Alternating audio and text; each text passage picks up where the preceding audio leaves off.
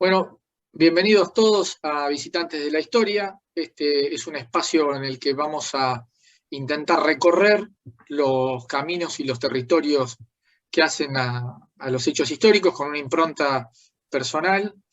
Me acompañan, como lo han hecho en el blog durante más de 6 años, Federico Poggi. Buenas noches, es un gusto estar aquí por primera vez. Bienvenido. Y Francisco Charulo, obviamente. ¿Qué tal? Buenas noches a todos. La idea es atravesar el territorio boscoso de la historia, siempre tratando de alejarnos un poco de la ortodoxia del historiador, porque no lo somos, pero sí con la humilde intención de cronistas, que quizás sea algo que nos describa un poco más. De manera que esperamos que este tipo de envíos los entretengan. Y si no los entretienen, desde ya los comentarios y los indicios de mejora son bienvenidos. Para este primer envío pensamos en trabajar más o menos un marco conceptual que nos va a acompañar a lo largo de todos los demás envíos que tengamos, que tiene que ver con cómo definimos o cómo creemos nosotros que nos apropiamos de conceptos como mitología y mito. Pueden visitar nuestro blog, Visitantes de la Historia, donde van a encontrar secciones que están abocadas preferentemente a la mitología, como puede ser el bestiario o el panteón, donde damos cuenta de algunos dioses, algunas deidades antiguas. Y por esos caminos pensamos andar en estos envíos. No obstante, también nos interesan episodios históricos. Bueno, con el discurrir de los programas se van a ir interiorizando más en los detalles. Pero en principio queríamos trabajar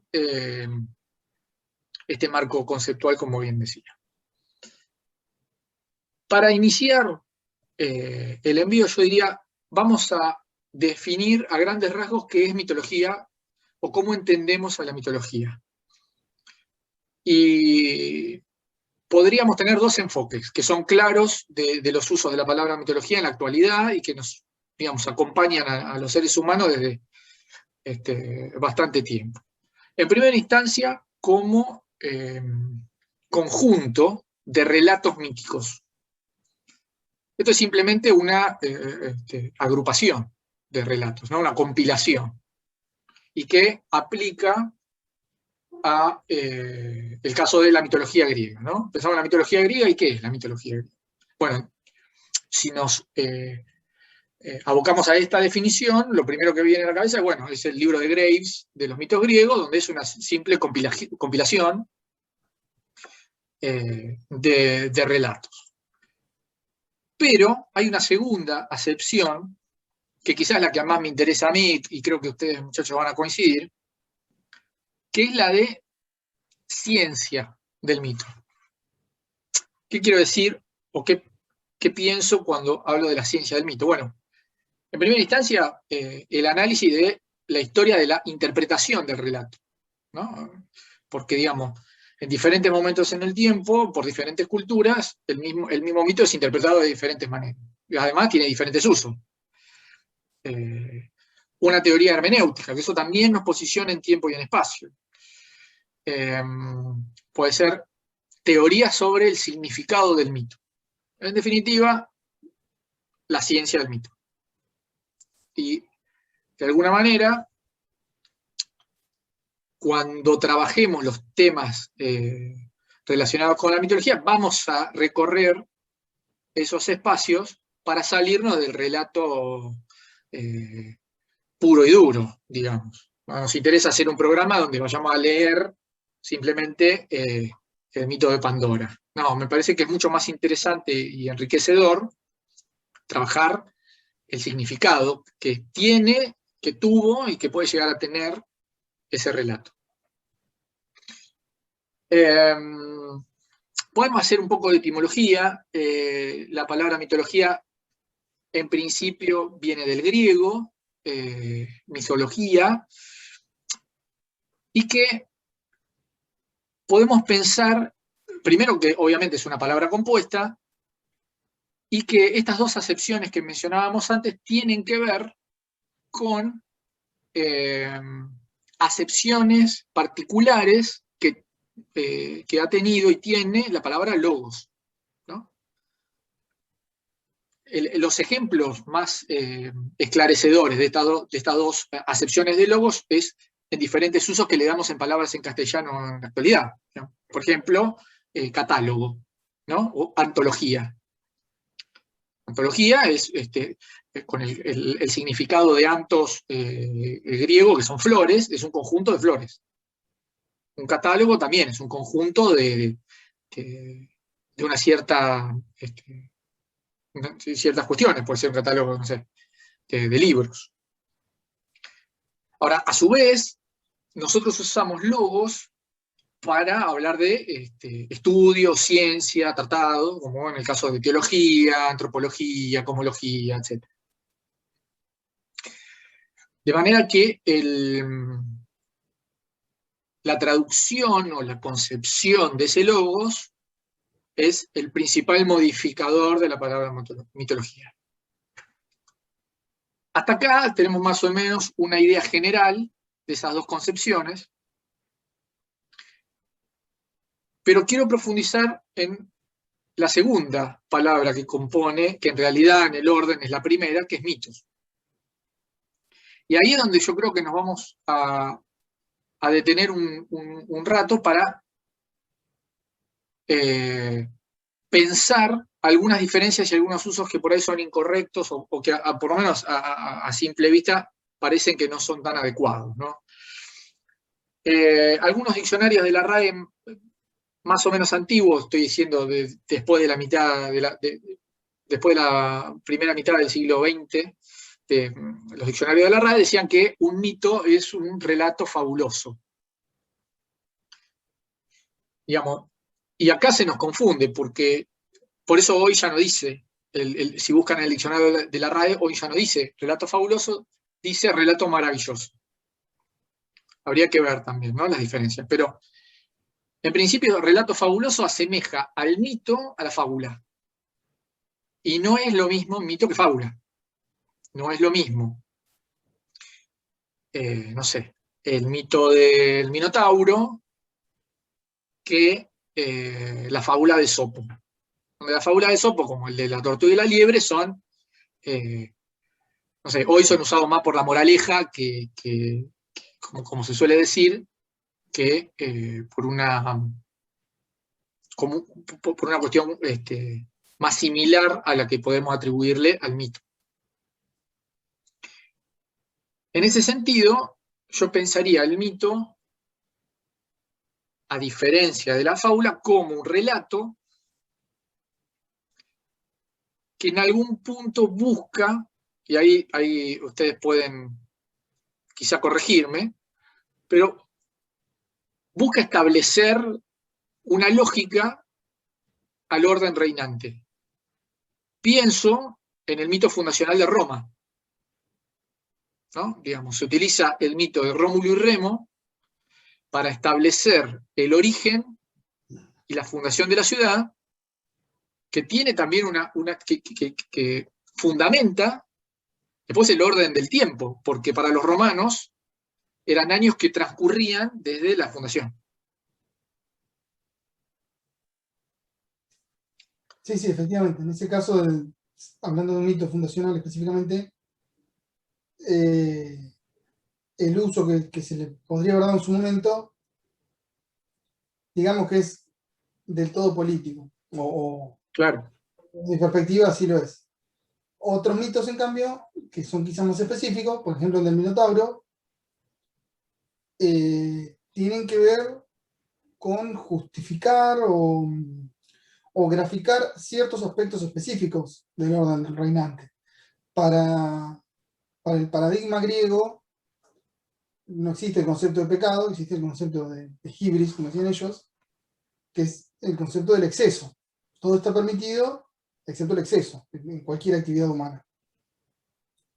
Y los mitos siempre terminan, o no siempre, pero algunos en particular, demuestran el castigo que termina deviniendo sobre los protagonistas en razón de esos excesos, y en última instancia en razón de una falta que podríamos denominar moral o cívica dentro del esquema de pensamiento griego. Una de las cosas que comentabas vos es cómo el mito, incluso la propia cultura que lo crea, lo reinterpreta, y de hecho en algunos mitos griegos lo que se ve es no solo una reinterpretación, sino una reescritura. Claro. Estaba pensando, creo que el destino de Ariadna, justamente después de haber sido derrotado el Minotauro, va variando en distintos relatos, y esos pequeños detalles que hacen a la narración y que en última instancia dan una lógica interna al relato, van variando con el tiempo, porque lo que ha ido avanzando es la cultura. Más allá de que, por supuesto, ciertos mitos, en razón de su oralidad, ¿no? Se van constantemente. El relato es también una reescritura constante. Sin embargo, hay conceptos que siempre se van a conservar, pero hay pequeños detalles que justifican o no el accionar de sus personajes, o los hechos portentosos que puedan ocurrir en el mito, que van variando, y esas variaciones tienen que ver con el desarrollo, el avance, llamémoslo el discurrir y la evolución cultural de la civilización que originalmente los produjo. Y más allá de la producción específica del mito, una de las cosas que nosotros vemos cuando hacemos un poco de historia del pensamiento es, más allá de las ideas que se proponen en una u otra época, por qué esas ideas se popularizan. Y estamos todos de acuerdo en que habrá montones de otras historias más o menos asequibles historiográficamente, que no han sido tan populares porque quizás no dieron en el clavo del zeitgeist o el paradigma de la época en la que fueron concebidas.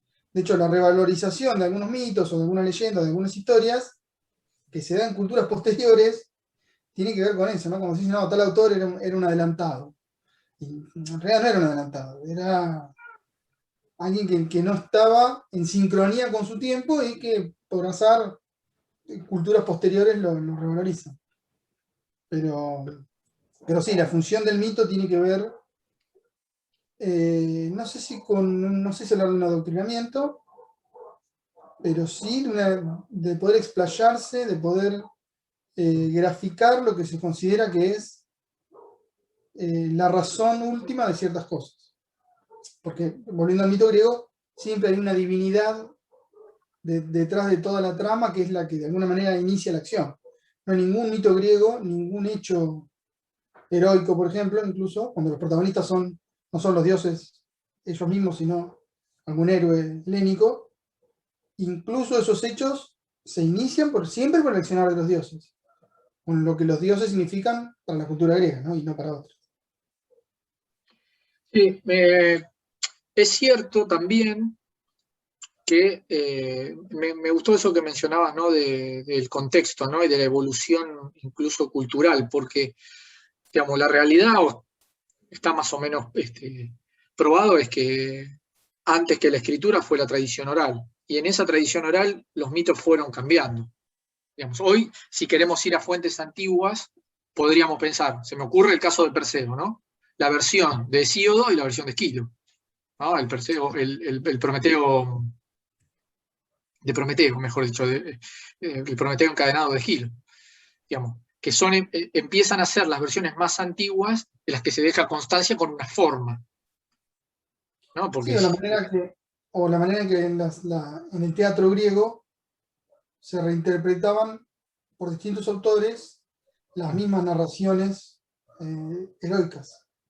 Incluso, bueno, un detalle, dentro del mismo evento de presentación de estas obras, que era todo un festival en el que se presentaban distintos autores y las obras se sucedían unas a otras, por ahí se representaban 3 interpretaciones del mismo mito de manera teatral. Entonces, cada una buscaba de alguna manera su propia identidad y hacer hincapié en ciertos aspectos, o, como pasa en la actualidad, reconstruir o de alguna manera reimaginar el mito para denunciar o para hablar de hechos que son mucho más actuales de los que el mito intentaba comunicar inicialmente.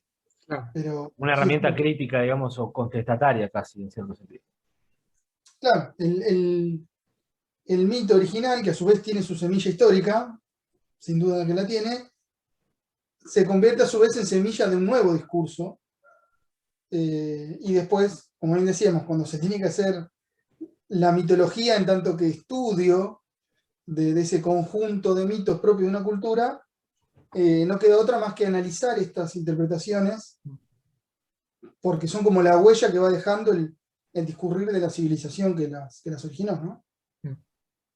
Ahora, quiero volver sobre lo que acabas de decir, que tiene que ver con como que la raíz originaria del mito puede ser un hecho real. Sí, En ese aspecto, porque hemos leído, sin entrar en detalle, pero porque por ahí lo podemos abarcar en algún programa posterior, pero digamos, hay corrientes de pensamientos que hablan de, por ejemplo, Odín como en realidad un vikingo, digamos, portentoso y eficaz, que logró unir cierta cantidad de pueblos en el norte de Europa. Entonces, en algún punto hay una búsqueda o hay una correlación con los hechos que hace suponer que el origen del mito en realidad es un hecho real que se fue transformando a través de esta cultura de tradición oral. Con eso, sí me gustaría marcar que ese sería, en principio, una gran diferencia con el concepto de fábula, ¿no? Sí. Y a su vez, y acá tiro la bomba y huyo despavorido, también con el concepto de alegoría.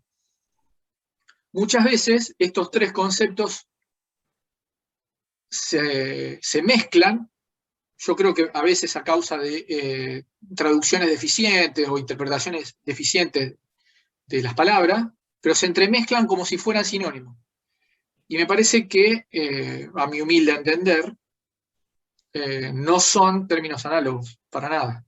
No lo son, sin duda, coincido con vos, pero hay algo que la alegoría y la fábula tienen en común, que es que utilizan elementos de la realidad para dar sustancia a lo que por fuerza o por su propia naturaleza no lo tiene. Ahora bien,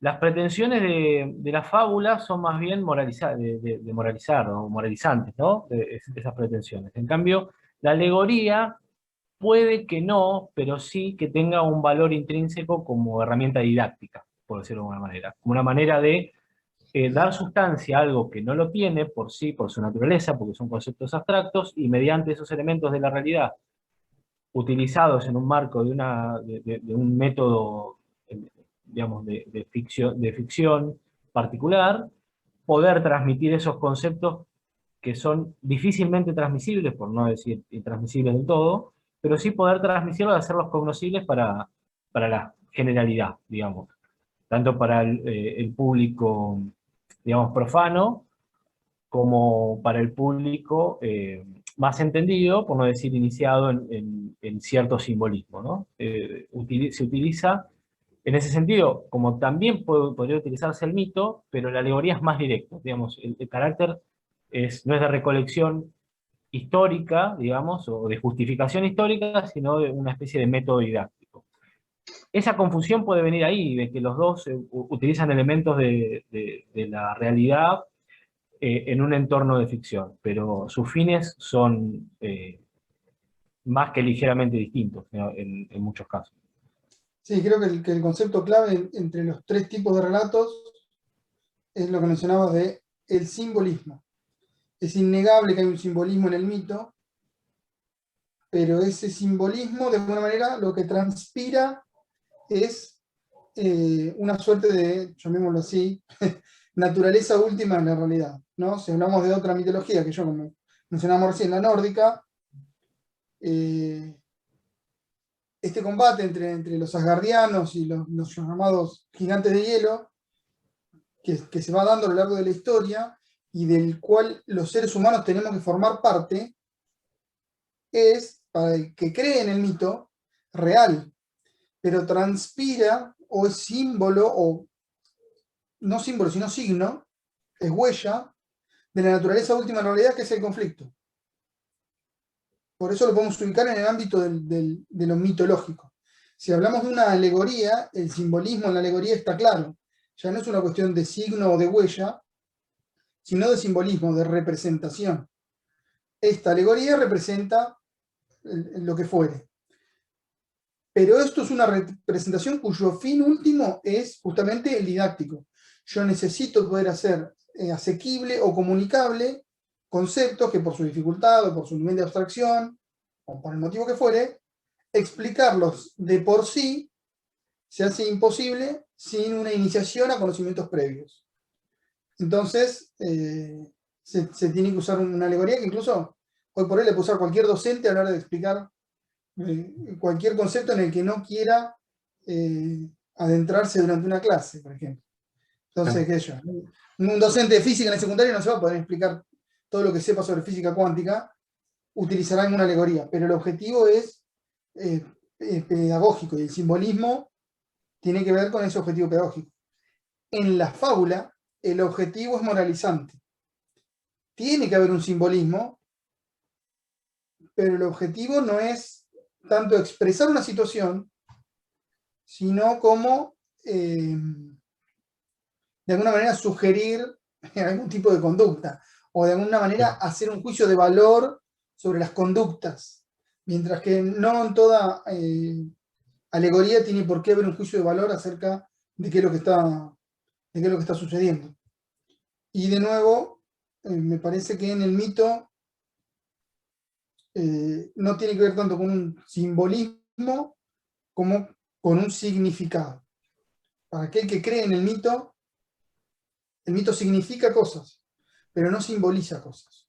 Creo que ahí hay una diferencia importante, ¿no? Sí, está clarísimo. También me gusta el detalle de que cuando uno transmite una alegoría a alguien, los dos saben que eso no existe, no es, ¿no? Digamos, no es que hubo un tipo adentro de una caverna mirando las formas de las sombras a la luz de las llamas.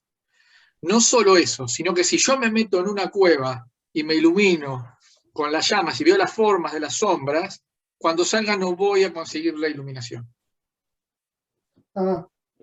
Y de hecho, si le preguntaras a Platón, te diría, ¿pero qué estás haciendo? Claro. Claro, sí, tanto para quien fabrica la fábula, que es algo más literario en el sentido de que posee un autor, salvo algunas que son de autor desconocido, ¿no? Pero justamente volvemos a esto de las tradiciones que comienzan siendo orales. Tanto en la fábula como en la alegoría hay, si se quiere, un objetivo consciente de un autor en particular de representar algo. Si vamos a la alegoría platónica de la caverna, lo que él de alguna manera está tratando de explicar es el proceso cognoscitivo, que es un proceso complejo y que al tratar de explicarlo, ¿no? en este formato de una suerte de diálogo, tiene que formularlo de esa manera. Pero lo hace a sabiendas de que lo que está haciendo es una alegoría, justamente una parábola, una representación de un proceso complejo a través de una figura gráfica, digamos. Claro. Mientras que el mito no es así. Yo personalmente no considero que los autores de los mitos estén tan conscientes de qué es el significado de lo que están transmitiendo. El mito tiene, a mi entender, por un lado ese trasfondo histórico, que es el Odín histórico, la fundación de Roma como un hecho indiscutible y demás, hay un hecho histórico que lo fundamenta, y por el otro lado hay una suerte de de aspecto cultural, de cómo se termina de cristalizar el mito, hasta que nos llegan las versiones escritas, que no creo que sea algo que sea tan consciente o tan dictaminado o arbitrario como puede ser una alegoría y mucho menos una fábula. Por esto que decimos, ¿no? Bueno. Lo que quiero decir, y sería mucho más sencillo haberlo dicho así desde un principio, es que el mito es de alguna manera una creación colectiva. Exacto. Del que lo realiza, del que lo realiza originalmente, ¿no? Del que lo reescribe cada vez que lo relata, y del que decide creerlo y cómo lo interpreta y qué toma. Y ahí es como el mito en sí mismo evoluciona.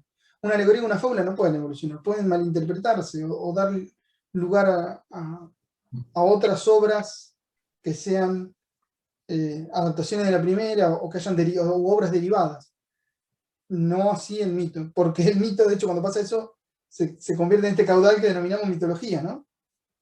De hecho, en las religiones politeístas, los relatos mitológicos y de parentesco entre un dios y otro, lo que permiten transpirar, por ejemplo, son los encuentros y las relaciones entre las distintas culturas que originalmente creían en uno u otro dios, y cómo esos pueblos, al ir unificándose, generaron un panteón y un cúmulo de relatos que eventualmente intentaron dar una lógica entre ellos, por esto, porque es una construcción colectiva también, ¿no? Exacto. Bueno, en algún punto, por ahí me estoy alejando del tema que nos convoca hoy, pero en algún punto la función, digamos, el movimiento del lenguaje es esa construcción colectiva. Sí, Digamos. sí.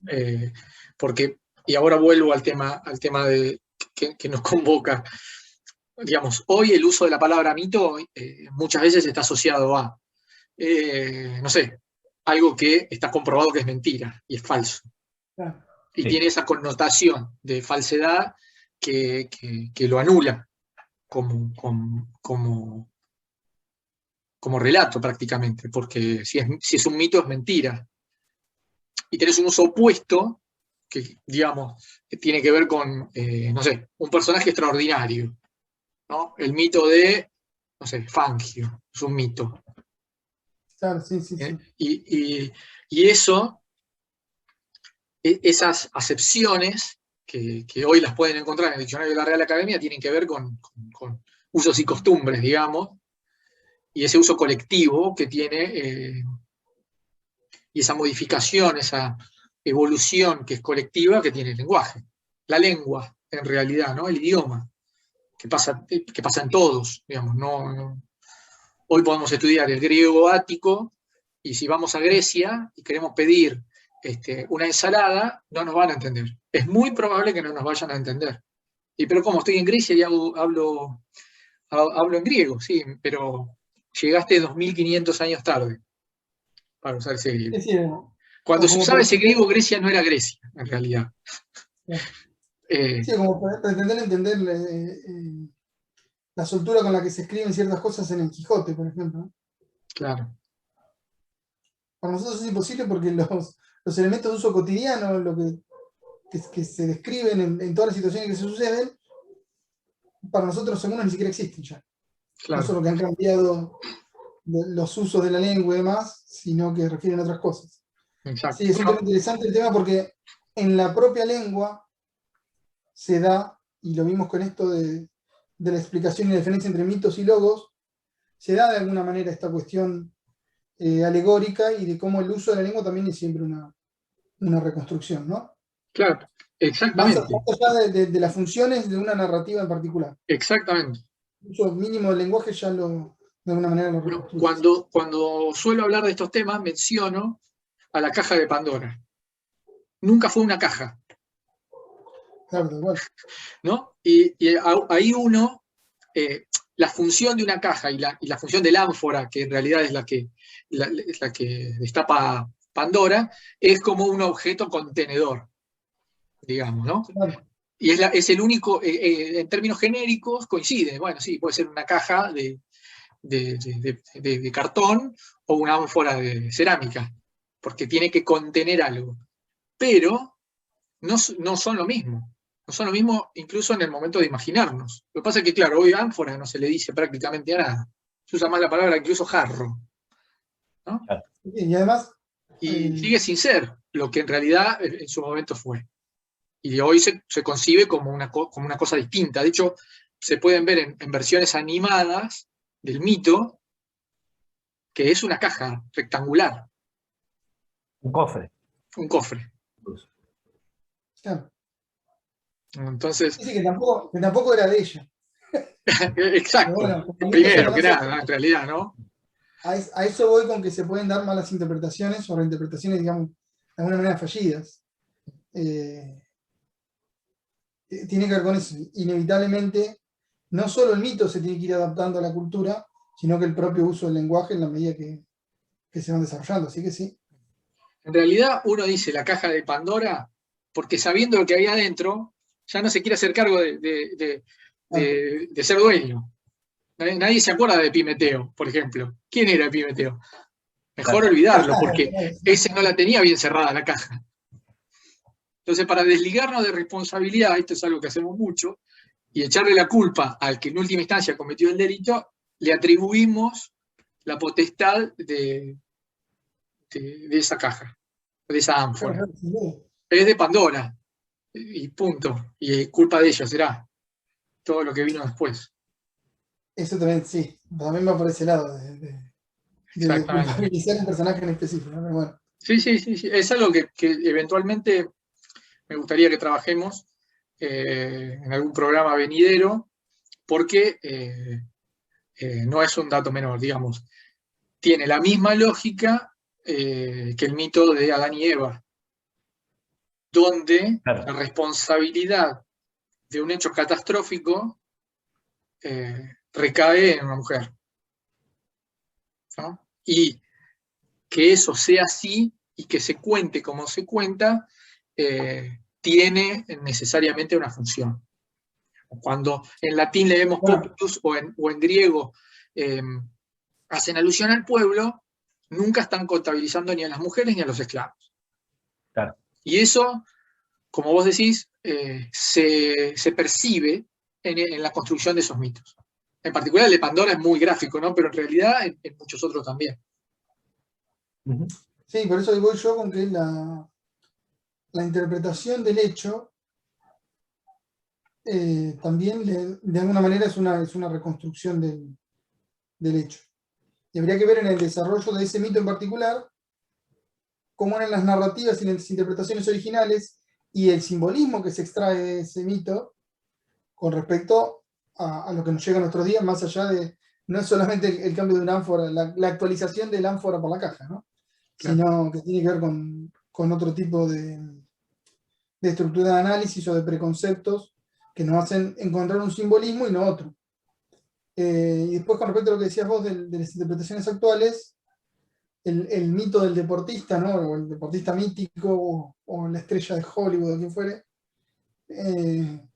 si tuviéramos que hacer una etimología, creo que podríamos rastrearlo hasta el concepto de la gesta heroica, que se encuentra en muchos mitos, y que con más fuerza todavía que en otro tipo de mitos, se halla esta cuestión del personaje histórico real, del cual tenemos evidencia. O sea, hay personajes míticos de los cuales hasta se supone que se encuentra la tumba. Entonces, se sabe que específicamente fue un personaje histórico y se recuerdan sus hazañas a la manera de un mito. Muchas veces porque también es un mito fundacional. Y lo que decíamos, y volviendo a lo que acabo de decir del que reinterpreta el mito, y lo que mencionábamos antes, de que lo reinterpreta porque lo cree. Y ese concepto de lo que vos me estás diciendo es un mito, del mito como mentira, viene de aquel que de alguna manera es un externo que te dice, ese es un esquema mental bajo el cual vos interpretás las cosas, pero no es el mío.